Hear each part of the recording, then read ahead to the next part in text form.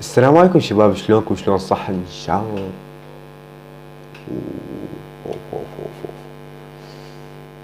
كان وقعت الكاميرا وطاح حظ ابو الكاميرا.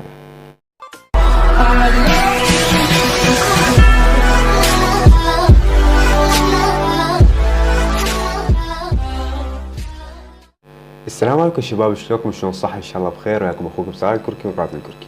وهذا المقطع جايكم بالحلقة الثالثة من سلسلة سوالف. طبعا ما شاف الحلقة مال تغييرات في حلقة في سلسلة سوالف، راح اشرح لها شيء صار بشكل سريع. انه بعد ما راح احكي على يوتيوبر ومجموعة يوتيوبر، احكي بس عن واحد، احكي عن حياته والقناة مالته، معلومات بسيطة تتلفت 15 سؤال، واذا جاوب علي اسوي على حلقة، اذا ما جاوب علي ما اسوي على حلقة، لانه ما اقدر يعطيكم معلومات دقيقة لو معلومات انا احطها من يمي. فاليوم بحلقة اليوم راح نحكي على يوتيوبر عراقي مشهور، قناته كلاشية، ينشر بكلاش اوف كلانس، وقناته واصلة 44 ألف مشترك. أسسها بال2005 5/6، يعني بشهر السادس يوم الخامس بال2015، وأكو بقناته أكثر من 4 ملايين مشاهدة. طبعا أكيد عرفتوا من هو أحمد أي آر. أحمد أي آر أكثر من 50 واحد كتبولي عليه. طبعا أنا شخصيا تعجبت إنه شلون قالوا لي أكثر من 50 واحد عليه شنو هو، وصار عندي فضول إني أدخل قناته وأعرف معلومات عليه ولقيت طريقة إني أتواصل وياه هي الانستغرام، وتكلمت وياه رجال متواضع، جاوب علي على السريع.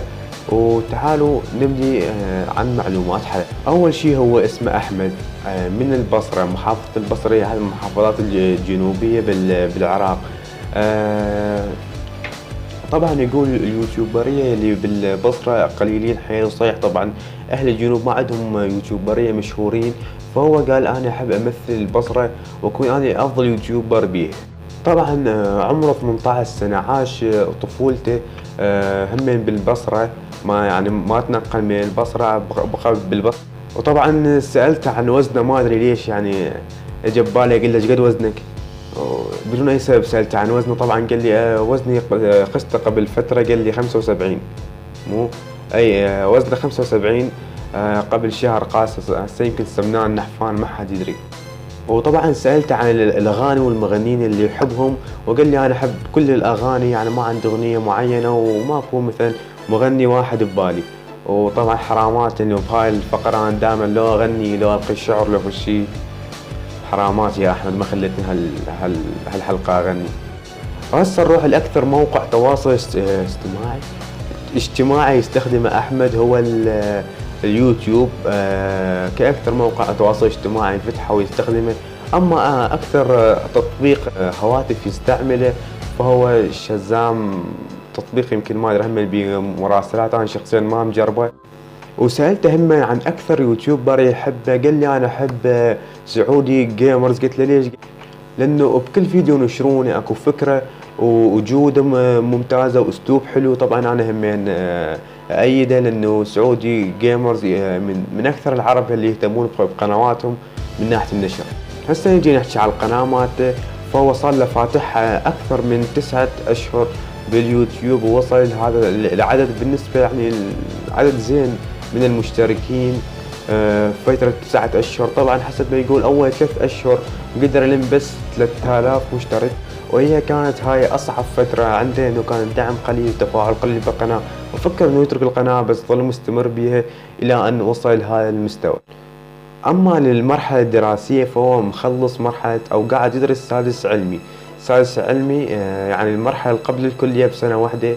وسألته إذا يربي حيوانات أليفة، قال لي نعم أربي 2 بلابل هاي الطيور، قاعد شوفوها قدامكم صوتها حلو. طبعا مقولات اللي يحبها في الدقيقة إنه كتب لي إياها، يعني مقولات ما أدري منين جابها، خل أقراها لكم يعني ما يصير اشتباه لو أغلط بالمقولات، ما أدري الأمثلة اللي هو قال لي إياها. طبعا قال لي يقول كل ما أتعب على القناة مالتي أحصد عليها شغل. يعني أتعب هواية على القناة، تعبت هواية على القناة بالبداية إلى أن وصلت بهالمستوى، وأطمح الأكثر وأكثر. طبعا والمقولة الثانية المفضلة عندي، أحب لأصدقائك مثل ما تحب لنفسك. يا اخي ترى مو هيك، لا حب لي اخوك ما تحب لي نفسك، يمكن مو اي هيك شيء. المقولتين طبعا اللي هو قال لي المقولتين ما ادري منو قالها، يعني حتى ما ادري المقولتين منو قالهن. بس موفق يا احمد، وقناتك حلوه حيل وان شاء الله تستمر بيها. طبعا شباب هاي المعلومات اللي قدرت المها عن احمد اي طبعا اثنين انا بذيش الحلقه كتبتوا لي عليهم انه سوى لهم حلقات، هو علي دراجون يمكن هيك شيء، واحمد اي علي دراجون رحت تواصلت وياه على الفيسبوك ما رد، على ما ادري شنو ما رد، على الايميل ما رد. فشو اسوي شباب؟ يعني اذا واحد يعرفه خليه يتواصل وياي، او بطريقه ما يعني يفهم انه انا يتواصل وياه عاود هيك حلقات. اما احمد اول ما تراسلت وياه على انستغرام رد علي. طبعا شباب هاي كان كل شيء عندي لهاي الحلقة، من اكثر سلسلة تحبوها، واتمنى من احمد يعلق لي ويعطيني دعم. ونسيت اقول لكم شيء واحد، طبعا احمد مشترك بقناتي، وشكرا على الاشتراك، طبعا اتشرف بيك. وشباب باخذ رايكم اذا عجبتكم انه اكمل بالسلسله هيك، انه بس احكي على يوتيوبر ما واحد، ما احكي على اثنين او ثلاث او مجموعه يوتيوبريه، بس احكي على واحد واحكي عن حياته. فالمهم شباب هذا كل شيء عندي هاي الحلقه، لا تنسى اللايك والديسلايك، يعبر عن رايك، لا تنسى الاشتراك بالقناه، ومن هسه حط لايك. ترى والله بس هاي الدوسه هيك ما عجبني دوس عليها يعطيني لايك، وانا الصعوبه بالسالفه. حط لايك قبل ما ينتهي المقطع، ومع السلامه.